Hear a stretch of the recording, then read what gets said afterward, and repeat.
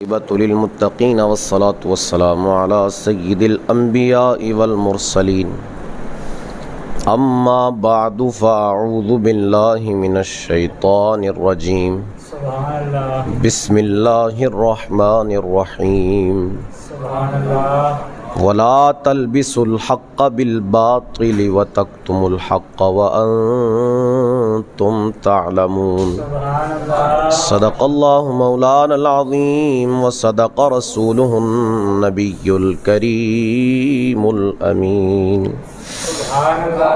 إن الله وملائكته يصلون على النبي يا أيها الذين آمنوا صلوا عليه وسلموا تسليما الصلاة والسلام عليك يا سيدي يا رسول الله وعلى آلك وأصحابك يا سيدي يا حبيب الله الصلاة والسلام عليك يا سيدي يا نبي الله وعلى آلك وأصحابك يا سيدي يا نور الله.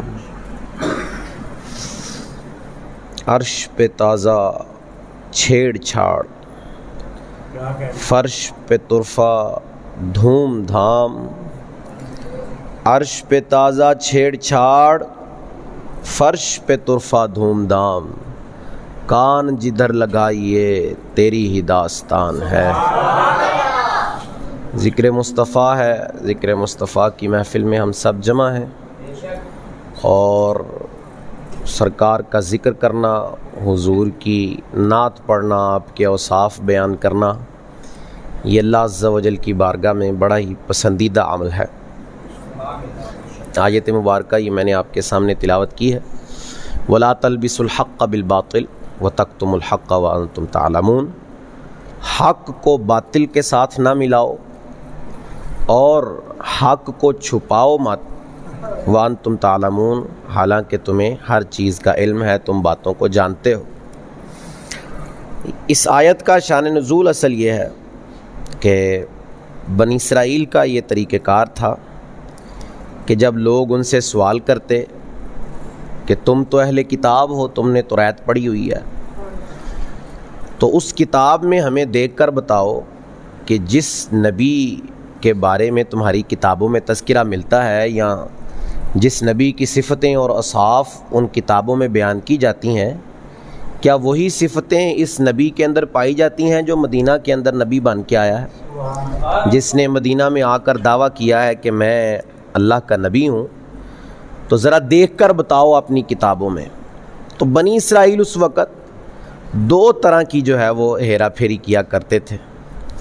یا تو ان صفات کو الٹ کر کے لوگوں کے سامنے بیان کرتے، لوگوں سے کہتے کہ جو صفات توریت میں ہیں وہ ان نبی کے اندر نہیں پائی جاتی. ایک کام وہ یہ کرتے کہ یا تو وہ پھر یہ کرتے کہ بالکل ہی صفات چھپا لیتے، بیان ہی نہ کرتے، لوگوں کو بتاتے ہی نہ.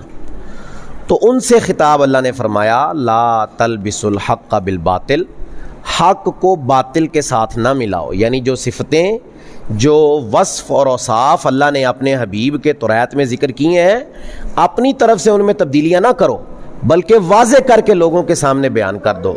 وَتَكْتُمُ الْحَقَّ، اور دوسری ان کی ہیرا پھیری بیان کی کہ تم حق کو چھپاتے ہو، لوگوں کے سامنے حضور کی صفت اور اوصاف بیان نہیں کرتے. وَأَنْتُمْ تَعْلَمُونَ، حالانکہ تمہیں پتہ ہے. کس چیز کا پتہ ہے؟ کہ اللہ اپنے حبیب سے کس طرح محبت فرماتا ہے. اللہ کو اپنے حبیب کی نعت اور اس کی صفت بیان کرنا کتنا پسند ہے. یہ جانتے بوجھتے بھی تم اس کے حبیب کے اوصاف کو، اس کی صفتوں کو جو ہے وہ چھپاتے ہو. دنیا بنی ہے اور قیامت تک اس دنیا کا سلسلہ چلتا رہے گا.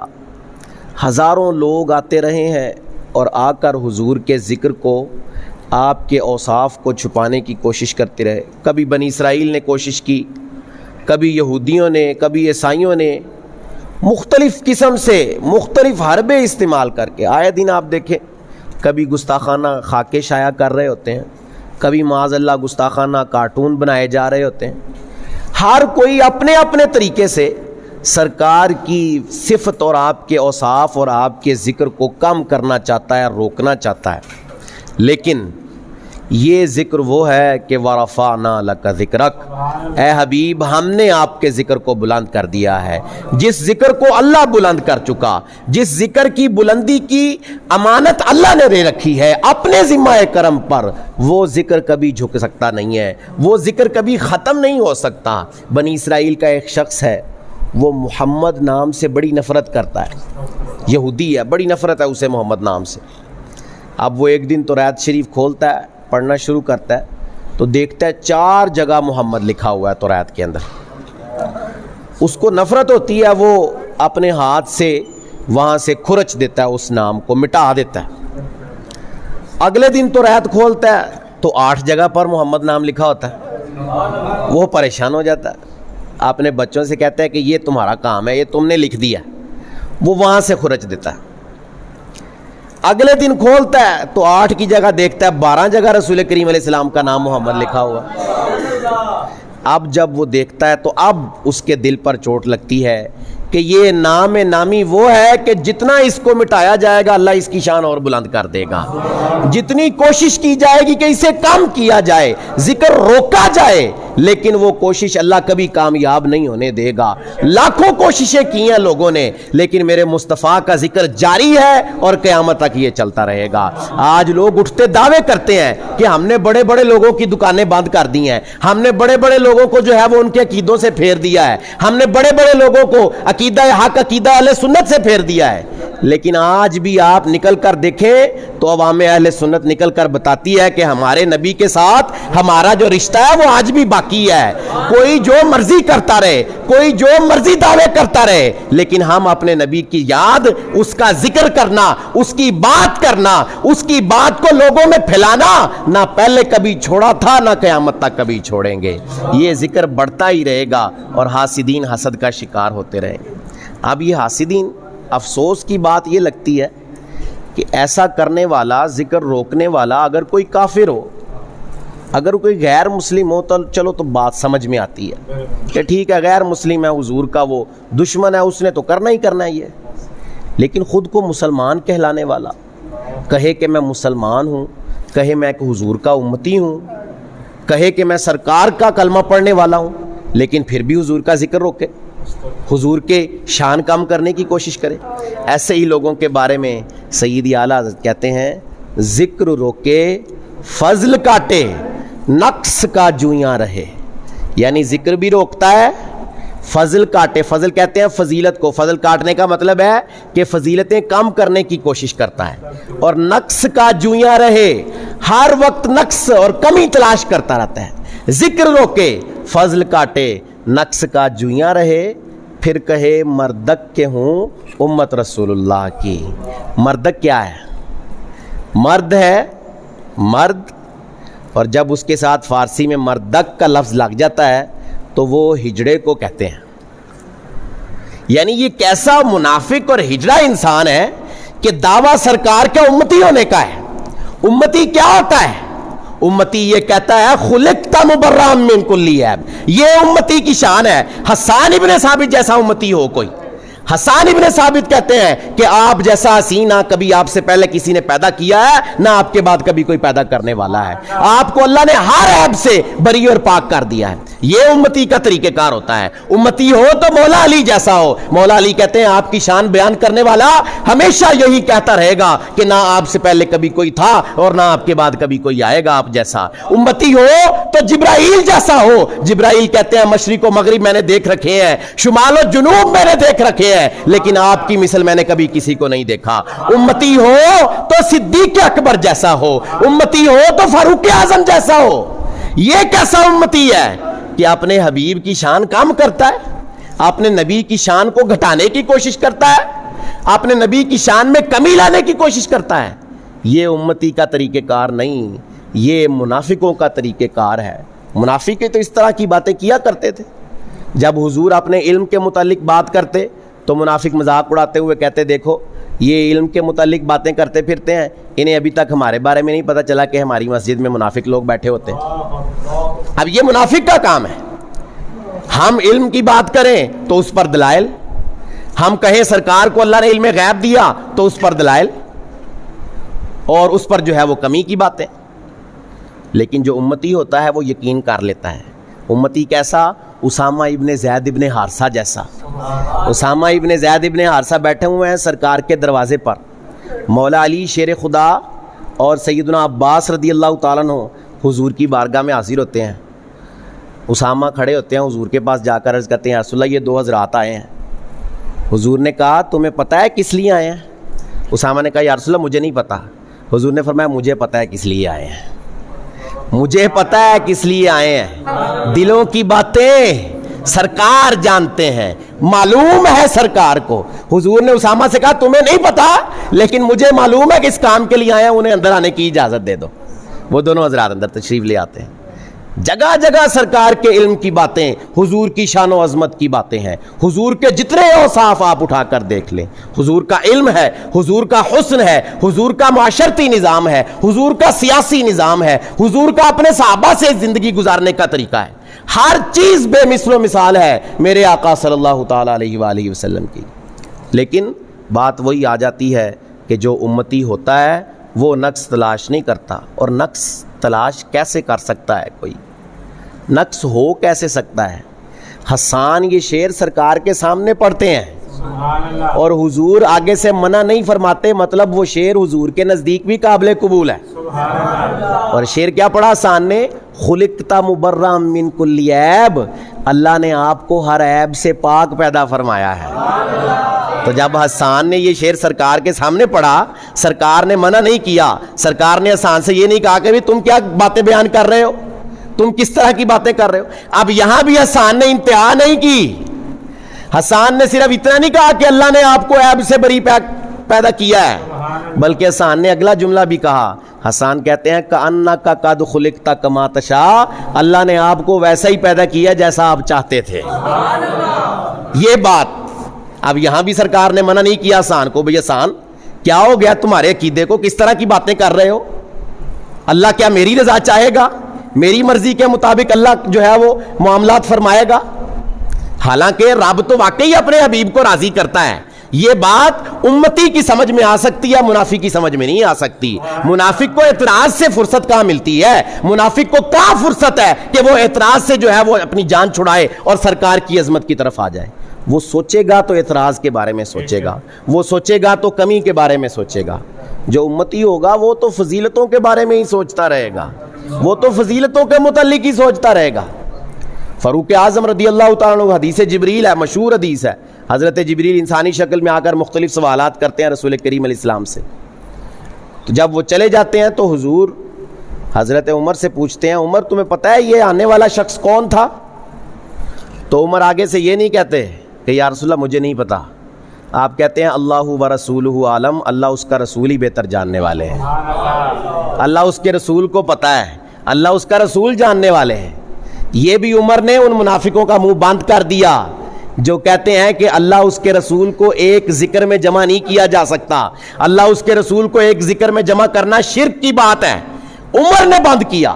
کئی صحابہ کرام علیہم الرضوان سے جب رسول کریم علیہ الصلوۃ والسلام اس طرح کی بات پوچھتے، انہیں علم نہ ہوتا تو وہ یہ نہ کہتے کہ ہمیں علم نہیں ہے، بلکہ وہ کہتے اللہ و رسولہ عالم، اللہ بہتر جانتا ہے، اس کا رسول بہتر جانتا ہے. تو یہ صحابہ کرام نے طرز عمل اختیار کر کے قیامت تک کے لوگوں کو بتا دیا کہ جو علم اللہ نے اپنے حبیب کو عطا کیا ہے وہ کسی اور کو عطا نہیں فرمایا. جو علم کی شمع اللہ نے اپنے نبی کو عطا کر رکھی ہے وہ کسی دوسرے کے حصے میں نہیں آئی. جو عقل و فراست فہم اللہ نے اپنے حبیب کو عطا کر رکھی ہے وہ کسی دوسرے کے حصے میں نہیں آئی. سیدی سرکار عالم صلی اللہ علیہ وسلم کی فہم و فراست کی ایک مثال میں آپ کے سامنے پیش کرتا ہوں. جب کعبۃ اللہ شریف تعمیر کر دیا گیا، حجر اسود کو رکھنے کا موقع آیا تو سارے قبیلے آپس میں جھگڑ پڑے. سارے قبیلے چاہتے تھے کہ ہمیں یہ عظمت اور فضیلت ملے کہ ہم حجر اسود اٹھا کر کعبے کے اندر نصب کریں. لیکن مل کر اتفاق اس بات پر ہوا کہ کل صبح جب کوئی شخص پہلا کعبے کے اندر آئے گا ہم اس سے فیصلہ کروائیں گے. وہ اللہ کی کرنی ایسی ہوتی ہے کہ وہ سرکار عالم صلی اللہ علیہ وسلم تشریف لاتے ہیں، لوگ دیکھ کر خوش ہو جاتے ہیں کہ یہ امین بندے ہیں، یہ صحیح فیصلہ کریں گے۔ حضور چادر بچھاتے ہیں اور حجر اسود کو اوپر رکھتے ہیں، سارے قبیلے والوں کو کہتے ہیں کہ اپنا اپنا ایک ایک سردار چن لو، سارے ہی ایک ایک سردار چن لیتے ہیں۔ حضور کہتے ہیں سارے سردار ایک ایک کونا کپڑے کا اٹھا لیں، چادر کا اٹھا لیں، اٹھا کر کعبۃ اللہ شریف کی طرف جاتے ہیں اور وہاں حضور اپنے ہاتھوں سے حجر اسود کو کعبے کے اندر نصب فرما لیتے ہیں۔ یہ فہم و فراست ہے۔ علماء کہتے ہیں کہ اگر ساری دنیا کی فہم و فراست کی مثال لی جائے کہ وہ ریت کے ذروں کے برابر ہے، ساری دنیا کی فہم و فراست، تو وہ ساری دنیا کی فہم و فراست مل کر سرکار کی فہم و فراست کا مقابلہ نہیں کر سکتی۔ ایسی فہم و فراست، ایسا علم اللہ عز و جل نے اپنے حبیب کو عطا فرمایا ہے۔ لیکن یہ امتی کی سمجھ میں آنے والی باتیں ہیں، یہ محبت کرنے والے کی سمجھ میں آنے والی باتیں ہیں۔ ہم عشق کے بندے ہیں، کیوں بات بڑھائی ہے؟ ہم تو سرکار سے محبت کرنے والے ہیں، ہمیں آپ کی ذات کے متعلق شان و عظمت کا ہی پتہ ہے، ہم آپ کی ذات میں ہمیشہ اونچا اونچا ہونا ہی بیان کرتے رہتے ہیں، ہم کبھی کمی نہیں بیان کرتے، اور کمی ہم بیان کر ہی نہیں سکتے کہ اللہ نے کمی آپ کے اندر رکھی نہیں ہے، اللہ نے کمی آپ کے اندر پیدا ہی نہیں فرمائی۔ تو جب اللہ نے پیدا ہی نہیں فرمائی، بنانے والے نے بنائی نہیں کوئی کمی، تو کوئی اپنی طرف سے کیسے بنا سکتا ہے؟ کوئی اپنی طرف سے کیسے نکال سکتا ہے؟ بنانے والی ذات تو سب کے نزدیک ایک ہی ہے نا، اللہ ہی ہے بنانے والا، اور کوئی خالق نہیں ہے، وہ اکیلا ہی خالق ہے۔ تو جب اس خالق نے بنائی نہیں کوئی کمی، تو تم ڈھونڈ کے کہاں سے لاؤ گے؟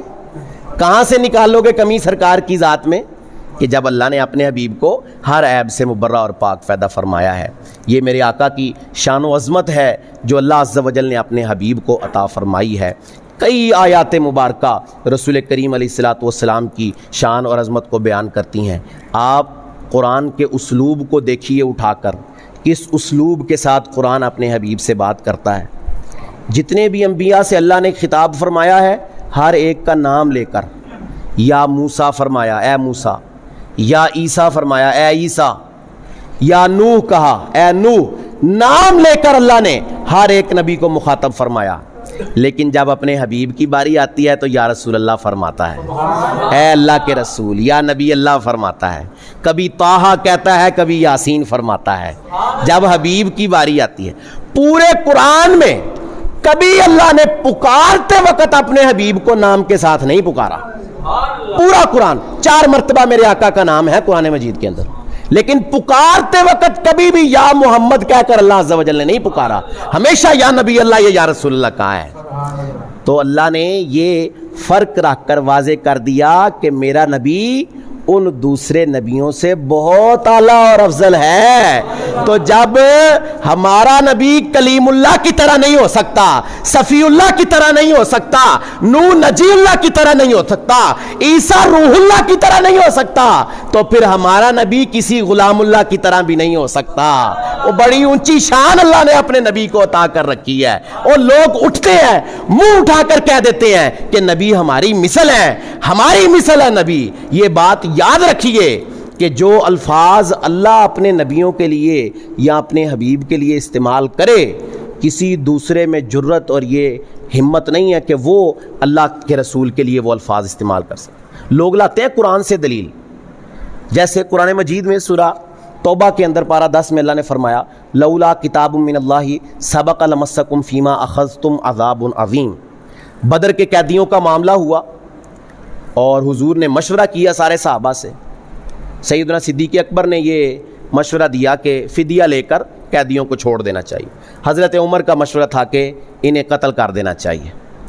اب اللہ نے جس بات کی تائید فرمائی وہ یہی تھا کہ انہیں قتل کرنا چاہیے، تو اللہ نے حبیب سے کہا لولا کتاب من اللہ، اگر اللہ کی طرف سے یہ بات پہلے نہ ہو چکی ہوتی، لمسکم فیما اخذتم عذاب عظیم، تو جو کام آپ لوگوں نے کیا اس میں تمہیں اللہ کی طرف سے بڑا عذاب آ کر پہنچ جاتا۔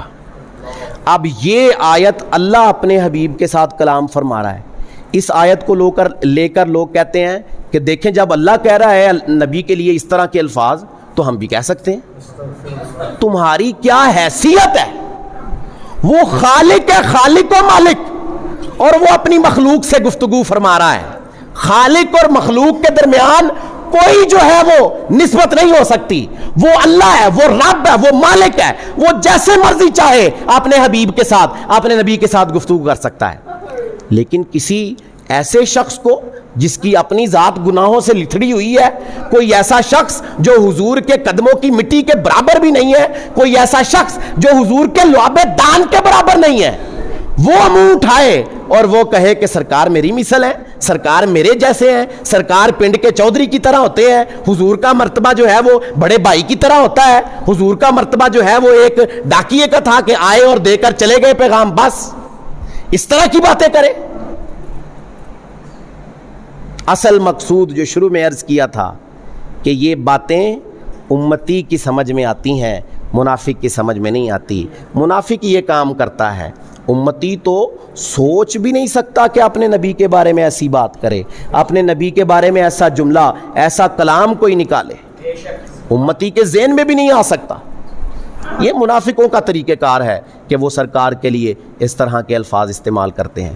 لیکن جتنا بھی کوئی کرنے کی کوشش کرے, جتنا بھی کوئی مٹانے کی کوشش کرے, یہ وہ ذکر ہے, یہ وہ نام ہے, یہ وہ شان ہے, یہ وہ عظمت ہے جسے اللہ نے بلندیاں عطا فرمائی ہیں, یہ وہ شان و عظمت ہے جسے اللہ نے بلند کیا ہے. وَرَفَعْنَا لَكَ ذِكْرَكَ کے ساتھ بشارت سنائی ہے اپنے حبیب کو. تو کوئی جتنی مرضی کوشش کرتا رہے, ایڑی چوٹی کا زور لگا دے, لیکن سرکار کی شان میں کمی نہیں کر سکتا. حضور کی شان ہلکی سی بھی نہیں گھٹا سکتا کہ جس کو اللہ نے بلند کر دیا وہ کبھی جو ہے وہ ذات کم نہیں ہو سکتی. میرے آقا صلی اللہ تعالی علیہ وآلہ وسلم کی ذات کے, آپ کی شخصیت کے مختلف پہلو ہیں. آپ کی شخصیت کے علم کے متعلق گفتگو کی جائے تو میں آپ کے سامنے 20 مثالیں رکھوں گا. قرآن سے بھی آپ کے سامنے آیت پڑھ سکتا ہوں کہ اللہ نے اپنے حبیب کو ایسا علم عطا کیا ہے کہ کسی دوسرے کو علم عطا نہیں کیا. وما هو علی الغیب بدنین. اٹھائیے سورہ تکویر پارہ 30, کیا فرماتا ہے اللہ؟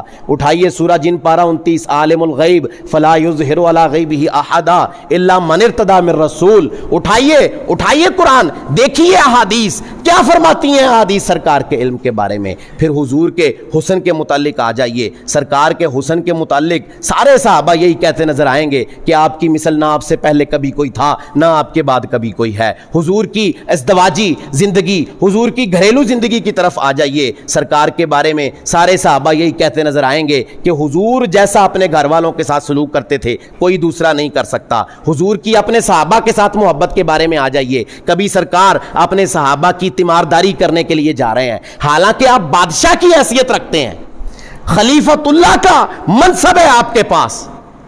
یہاں تو چھوٹا سا منصب کسی کے پاس آ جائے تو اس کی ہوا نہیں پکڑی جاتی, لیکن خلیفۃ اللہ کا منصب, اللہ کا خلیفہ ہونے کا منصب ہے آپ کے پاس. لیکن عاجزی ایسی ہے کہ چل کے خود غلاموں کا پتہ کرنے چلے جاتے ہیں. صدیق اکبر رضی اللہ تعالیٰ فرماتے ہیں ایک دن حضور بیمار ہو گئے تو میں حضور کی عیادت کے لیے گیا تو حضور کو دیکھا تو میں بھی بیمار ہو گیا. حضور کو جب شفا ہوئی, حضور شفا یاب ہوئے, اب حضور میری تیمارداری کے لیے تشریف لائے, حضور میرا پتہ لینے کے لیے آئے. اب عاشق کی بات ہے نا, امتی اصل جو امتی ہوتا ہے وہ کیا ہوتا ہے؟ صدیق کہتے ہیں جب حضور پتہ لینے آئے تو میں نے حضور کا چہرہ دیکھا, حضور کے چہرے کی زیارت میرے لیے شفا کا سبب بن گئی.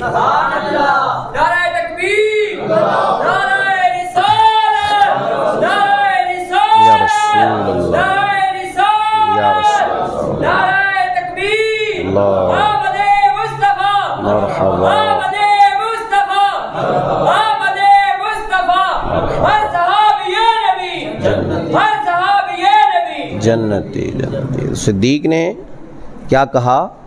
صدیق فرماتے ہیں میں اپنے حبیب کو دیکھنے گیا, حبیب کو بیمار دیکھا تو میں بھی بیمار پڑ گیا. حبیب میرا پتہ لینے آئے, حبیب کو دیکھ لیا, حبیب کا دیکھنا ہی میرے لیے شفا کا سبب بن گیا. یہ امتی ہے, یہ ہے امتی, یہ منافق نہیں ہے. یہ امتی کا طریقہ کار ہے کہ وہ اپنے نبی سے ایسی محبت کا اظہار فرماتا ہے. پھر فاروق کی طرف آ جائیے, فاروق کس طرح اپنی محبتوں کا اظہار کرتے ہیں سرکار کے ساتھ. فاروق جب پہلی دفعہ منبر اقدس پر چڑھتے ہیں, پہلا خطبہ دیتے ہیں, सारी इस्लामी सल्तनत के हाकिम हैं आप। और जुमले क्या इरशाद फरमाते हैं खुतबे के अंदर, कुन्तु अब्दुहु व खादिमुहु, मैं रसूलुल्लाह का ग़ुलाम और खादिम हूँ। कुन्तु अब्दुहु व खादिमुहु, मैं रसूलुल्लाह का ग़ुलाम और रसूलुल्लाह का खादिम हूँ। ये उमर अपना तारुफ पेश करते हैं। ये उम्मती होता है, ये उम्मती का तरीक़ाकार होता है। उस्मान की तरफ आ जाइए, उस्मान कैसे अपनी मोहब्बत का इजहार करते हैं। सरकार दो आलम सल्लल्लाहु ताला अलैहि वसल्लम कभी तरगीब दिलाते हैं चंदे के लिए, तो उस्मान खड़े होते हैं, कहते हैं या रसूलल्लाह 100 ऊँट मेरी तरफ से कबूल फरमाइए। फिर तरगीब दिलाते हैं, कहते हैं 100 ऊँट और कबूल फरमा लीजिए। फिर तरगीब दिलाते हैं, कहते हैं 200 ऊँट और कबूल फरमाइए। और देने की बारी आती है तो 700 ऊँट सरकार की बारगाह में पेश करते हैं। हुजूर मदीना पहुंचते हैं, आकर कहते हैं मस्जिद नबवी की असल जो ज़मीन है वो सिद्दीक़ अकबर की खरीदी हुई है, लेकिन बाद में जब तोसी का मौका आया, मस्जिद को बढ़ाने की ज़रूरत पड़ी, हुजूर ने कहा कौन है ऐसा जो फुला कबीले की ज़मीन खरीदे और उसे मस्जिद में शामिल कर दे, हम जन्नत में उसे इससे बेहतर का वादा करते हैं। उस्मान कहते हैं या रसूलल्लाह मैं वो ज़मीन खरीद कर आपकी बारगाह में पेश करता। हरम की ज़मीन को बढ़ाने का वक्त आया, हरम की ज़मीन को वसी करने का वक्त आया। एक शख्स से हुजूर ने जाकर कहा कि तुम्हारा ये मकान, तुम्हारी ये ज़मीन हरम की ज़मीन से मुत्तसिल है, तुम अपनी ज़मीन हमें दे दो, हम जन्नत में इससे बेहतर तुम्हें अता करेंगे। उसने मना कर दिया। उस्मान पहुंचते हैं उसके पास, महंगे दामों उसकी ज़मीन खरीदते हैं और हुजूर से आकर कहते हैं या रसूलल्लाह ये ज़मीन मैं आपको जन्नत के बदले अता करता हूँ, ये ज़मीन मैं आपको जन्नत के बदले देता हूँ, आप बस मुझे जन्नत अता कर दीजिए। ये उस्मान की शान है, ये उम्मती का तरीक़ेकार है। उम्मती ऐसे होते हैं। अली की तरफ आ जाइए, अली कैसी मोहब्बत का इजहार करते हैं। अली को जाते हुए सरकार हिजरत करते हुए कह जाते हैं अली मेरे बिस्तर पर सो जाओ।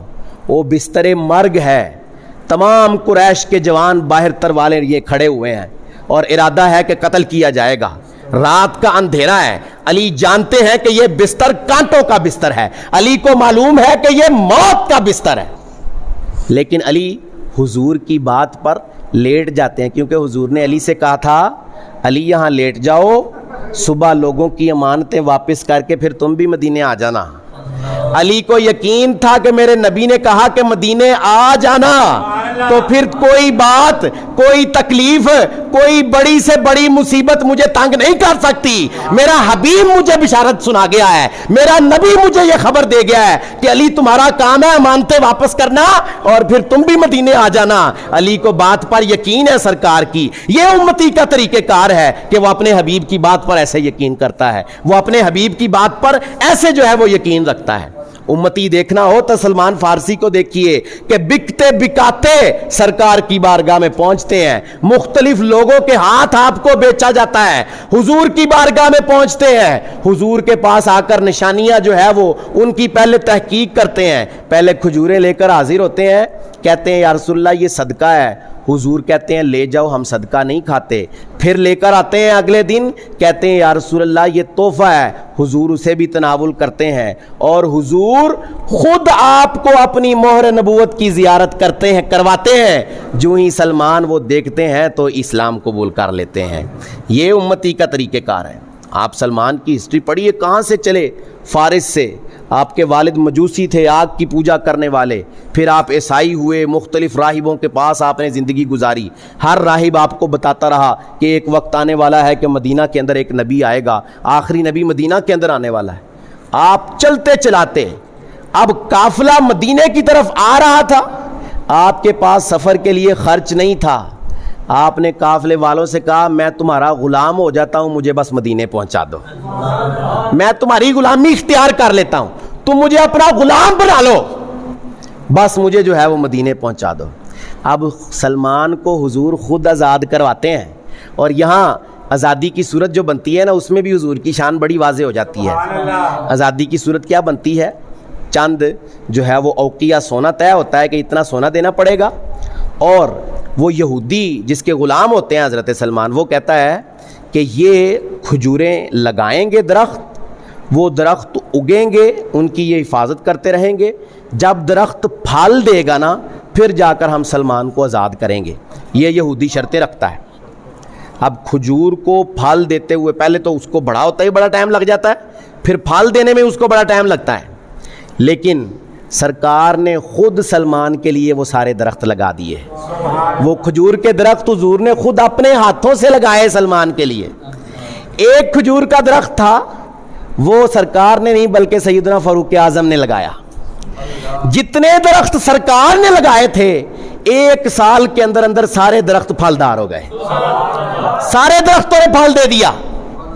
وہ ایک درخت جو فاروق اعظم نے نہیں لگا, جو فاروق اعظم نے لگایا تھا, سرکار نے نہیں لگایا تھا, اس نے پھل نہیں دیا, وہ نہیں بڑھا. حضور نے کہا اسے کیا ہو گیا؟ یہ جملہ ہی بڑا جو ہے وہ قابل قبول ہے.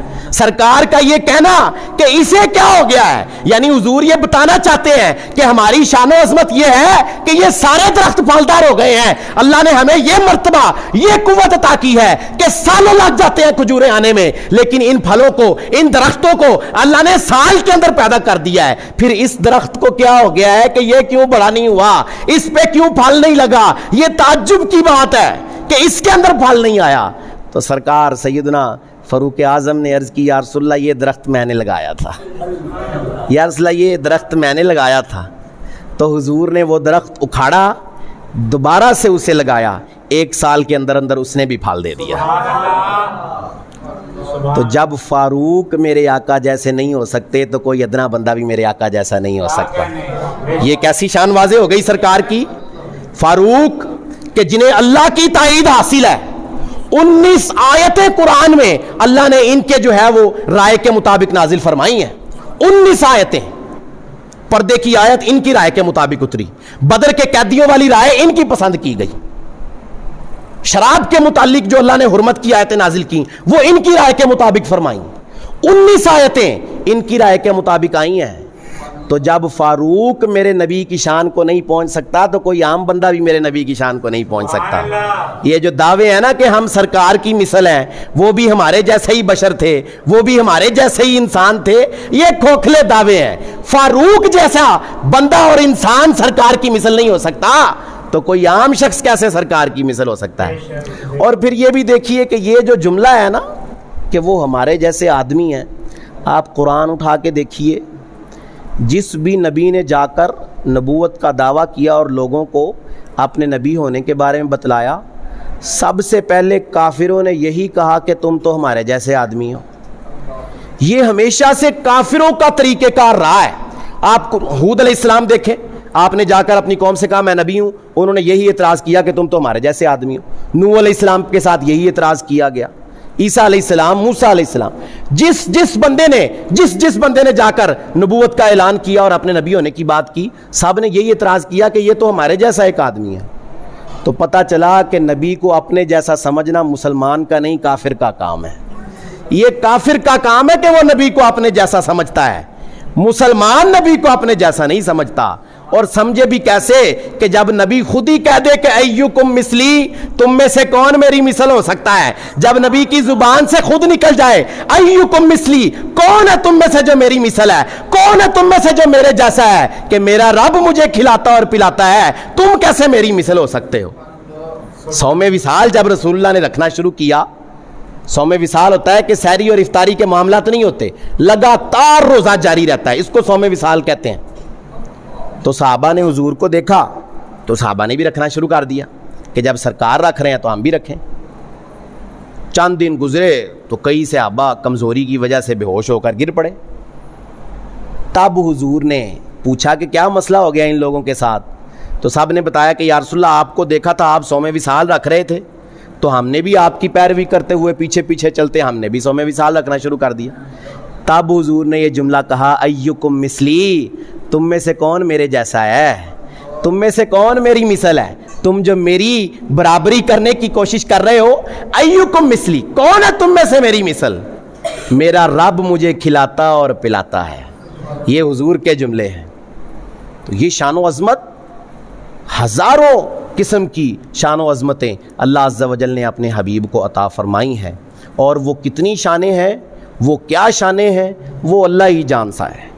ہم ہیں اپنے علم کے مطابق بات کرنے والے, بات کریں گے, کرتے رہیں گے, ایک وقت آئے گا ہمارا علم ختم ہو جائے گا, لیکن سرکار کی شان ابھی ختم نہیں ہوگی۔ سیدی اعلیٰ کہتے ہیں تیرے تو وصف عیب تناہی سے ہیں بری، یا رسول اللہ آپ کے اوصاف میں جو متناہی اور محدود ہونے کا عیب ہے نا وہ نہیں پایا جاتا، تیرے تو وصف عیب تناہی سے ہیں بری، حیران ہوں میرے شاہ میں کیا کیا کہوں تجھے۔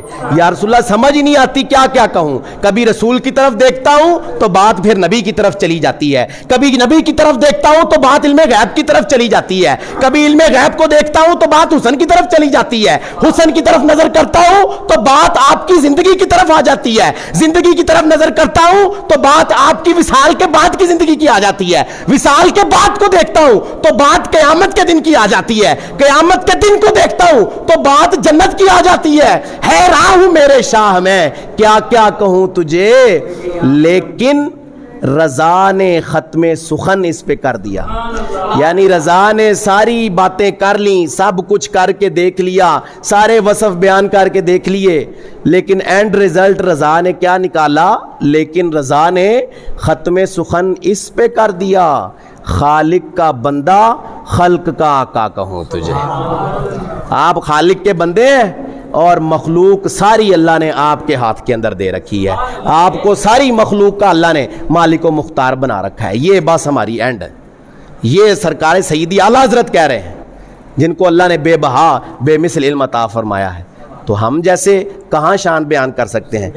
ہاں زندگیاں ختم ہوئیں اور قلم ٹوٹ گئے، یعنی جو جو سرکار کے وصف آپ کی صفتیں آپ کی نعتیں لکھتا ہے اس کی زندگی بھی ختم ہو جاتی ہے، اس کا قلم بھی لکھتے لکھتے ٹوٹ جاتا ہے۔ زندگیاں ختم ہوئیں اور قلم ٹوٹ گئے، پر تیرے اوصاف کا ایک باب بھی پورا نہ ہوا۔ آپ کے وصف کی ایک بات بھی ہم پوری طرح نہیں کر سکے، اس بات کا حق ہی ادا نہیں کر سکے۔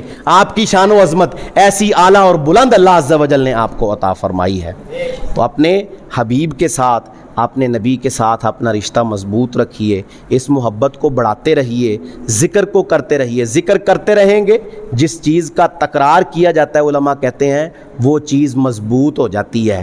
جب ہم حضور کے ذکر کو بار بار کرتے رہیں گے، آپ کی شان و عظمت کا تکرار کرتے رہیں گے، تو وہ بات ایسی دل میں پیوستہ ہو جائے گی کہ لوگ چاہے ہلانے کی کوشش کرتے رہیں، ہزار آندھیاں زلزلے آتے رہیں، لیکن ہمیں کبھی اس شان سے کوئی ہٹا نہ سکے گا۔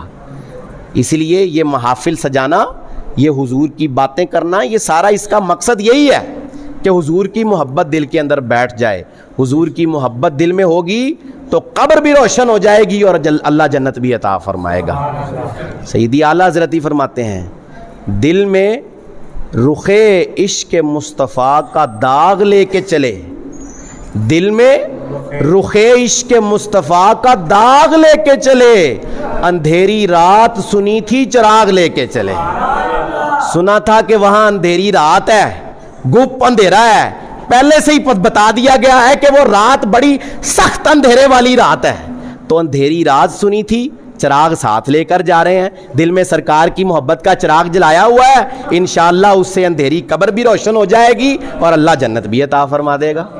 اللہ عز و جل سے دعا ہے کہ اللہ عز و جل ہمیں حضور کی سچی غلامی اور محبت نصیب فرمائے، آمین بجاہ خاتم النبیین صلی اللہ تعالی علیہ وآلہ وسلم۔